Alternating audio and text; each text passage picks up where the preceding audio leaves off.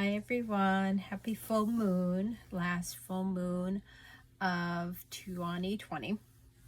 And I thought tonight I would do a full moon ritual calling in the four directions to give you a little idea of how to create sacred space in your altar area, your new space that you'll be creating in. By calling in the four directions, and I'll give you some information about the four directions as we do it too. This four directional information is based on the Lakota tradition. I know that a lot of people have different ways of calling in the four directions. This is the way that I was taught originally. I've learned other ways that people call in the four directions since then, but it's one of those things, the first thing that you learn is sometimes what sticks the most. And so we will start. So to call in the first direction, we start in the east. You can call it in different directions depending on the time of day, since it's the beginning of evening here. It's about 5 o'clock. I could, if I wanted, to start in the west, but just to make it simple, since I'm teaching you the four directions, traditionally the first direction that you would call in would be the east. The east is the place of new beginnings. It's where the sun rises in the beginning of the day. At the time of year, it's springtime, and the color traditionally in the Lakota tradition is yellow. It's also the place of masculine energy, and it's associated with the mind, and also it is the place of the warrior. The animals that are associated with this direction are animals that you would normally associate with springtime, which would be rabbits, or warrior energy, eagle. There's many animals that you could also look up and find out about. The element is fire, and so we will start by calling in this energy by lighting a candle. And I have just a tray, a wooden tray, and in my east direction, I'm just gonna turn my tray so that east is actually facing the direction. So you'll see the yellow bowl that I have and you could lay out your four directions using a tray or anything that you have, but the first element is fire, so I have a small candle that I'll light, and I call in the direction of the east, all energies of the east, masculine energy. As I said that, my husband's walking through.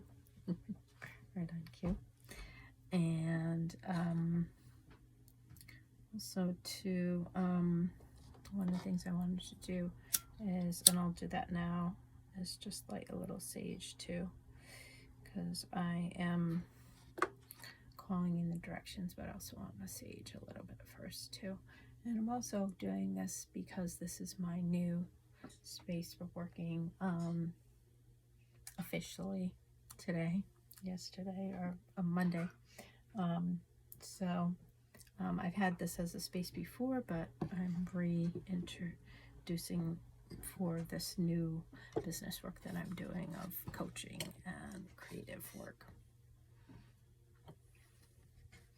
So welcome east.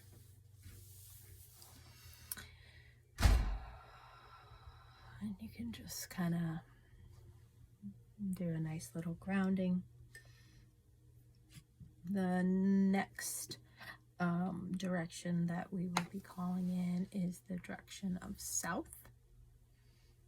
And so the south, the color associated with south for the Lakota is red.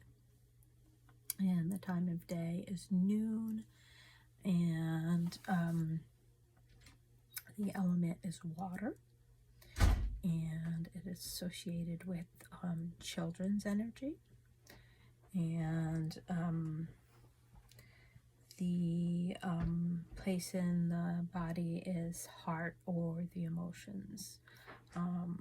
My teacher always talked about the heart and the emotions as one and the same, but from doing the chakras and learning after that, the heart and the emotions are not always connected,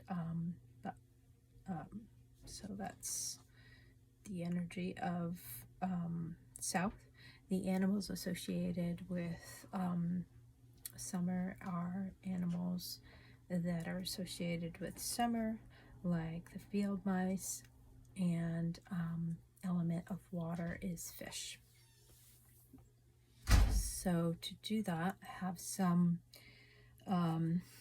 this is holy water, so I'm going to add a little of that, and I'm adding it to a shell in honor of the element of water.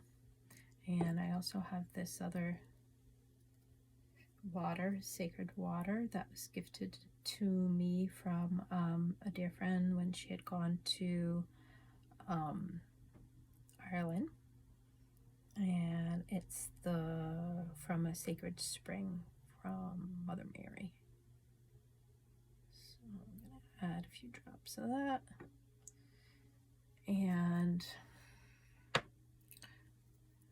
just because I'm going to add some rose, a little rose, 1 drop.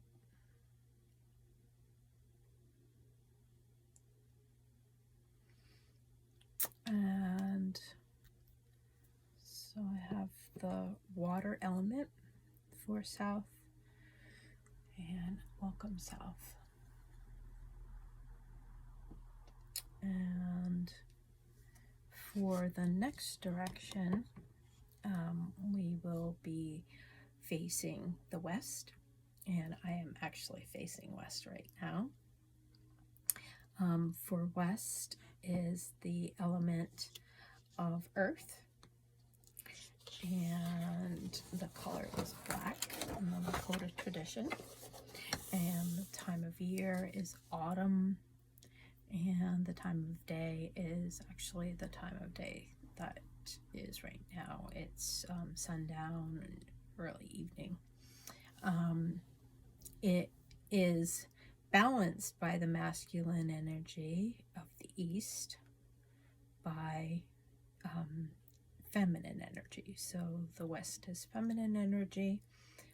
The element is earth, but the place on the is actually physical, so it's physical body.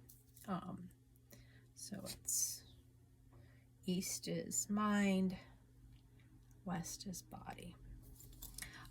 The animals associated with the west are the black bear and the crow, whereas in the east,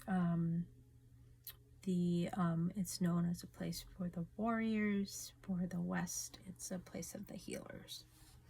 And I don't think I said for south, it's the associated with children, but it's also associated with teacher.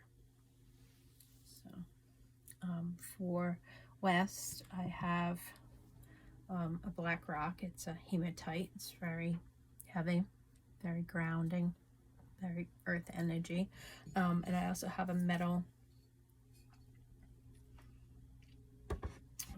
dish that I have it in, and so I have the rock in the metal dish, and then I just have some salt on the bottom. You can see the white, and then the darker colored is clay, and in this clay from the earth is some very tiny crystals.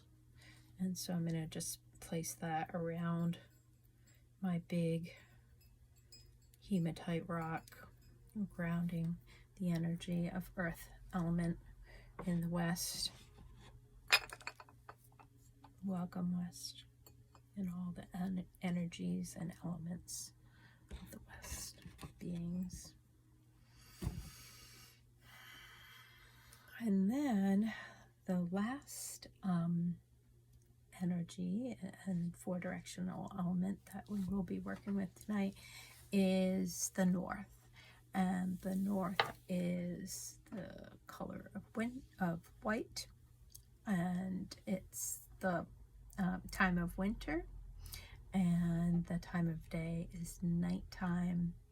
And so the element is air, and it's the place of the elders. The elders balance the energy of the south, place of children, and it's also place of ancestors, so those who have passed on. And the animals associated with the north is white buffalo and snowy owl, and animals that are come out at night. And it's a place of spirit, whereas the west is a place of body, spirit, which balances the emotions of the south too. And I think that's it. So I am going to light some incense, my favorite incense for the element of air. This is Nag Champa. And welcome north. North is this way. Light it. For the element of air, you can have a feather instead, or you could do I have like some sound healing on, but you can also do an element of air sound.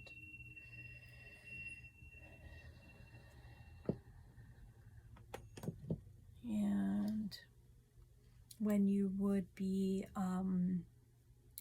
taking the elements and energies down, but I'm gonna just leave mine up right now. Let me take this so that you can, let's see if I can turn the camera so that you can see it.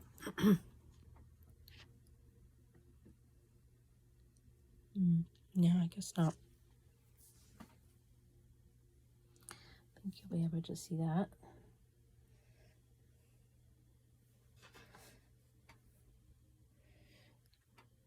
Hopefully you were able to see that. I can take a picture too and include it in this. I tried to go on live in the group, and I don't know, they've made things very difficult. You have to go in a room, and then I had to download something, and so I just was like, I'm just gonna make this video for you, and I'll post this. But I wanted to just show you a small ritual. So as I started saying, is if you were going to take down this altar, which you would do after the candle went out and the incense had finished.